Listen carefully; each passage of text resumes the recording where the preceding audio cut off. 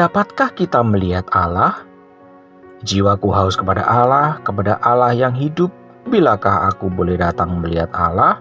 Mazmur 42 ayat 3. Akhir tahun lalu sedang ramai di media sosial, ada seorang pemuka agama yang dilaporkan ke polisi karena mengaku bermimpi bertemu dengan nabinya. Memang bukan soal mimpinya saja yang dipersoalkan, melainkan tendensi yang termuat dari pernyataannya. Karena hal itu menyangkut kasus yang dicurigai sebagai tindakan terorisme. Sebenarnya banyak orang ingin melihat Allah, tetapi mereka tidak tahu bagaimana caranya. Allah itu nyata dan dia bukanlah hasil imajinasi kita. Dia hidup, nyata, dan dapat dilihat. Tetapi apakah kita siap untuk melihat dia? Jika Anda ingin melihat Allah, dia akan menemui Anda. Musa berkata, "Dan baru di sana engkau mencari Tuhan Allahmu dan menemukannya, asal engkau menanyakan dia dengan segenap hatimu dan dengan segenap jiwamu." Ulangan 4 ayat 29. Kita tidak perlu berusaha keras melihat atau pergi ke tempat jauh untuk menemukannya. Firman itu dekat kepadamu, yakni di dalam mulutmu dan di dalam hatimu. Roma 10 ayat 8. Kita harus jujur pada diri sendiri.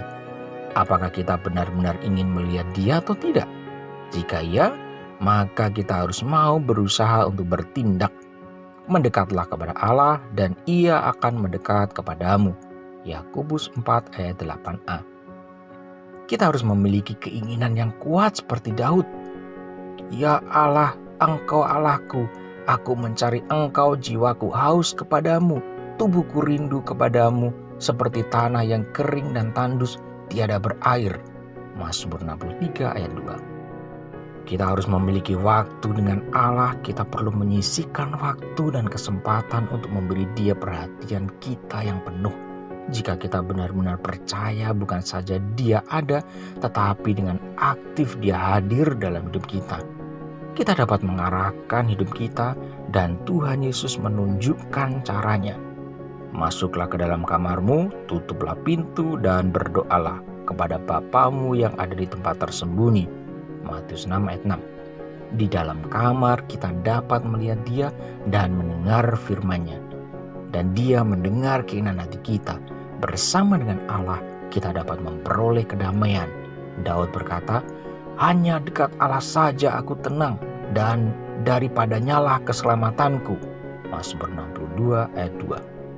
Saudaraku, waktu yang terbaik untuk menemui Allah adalah sebelum kita memulai melakukan kegiatan kita.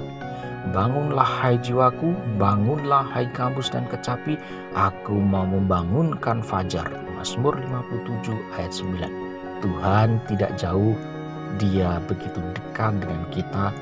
Luangkan waktu yang terbaik untuknya, bersekutulah dengannya, dan dia akan hadir di dalam kehidupan kita setiap waktu.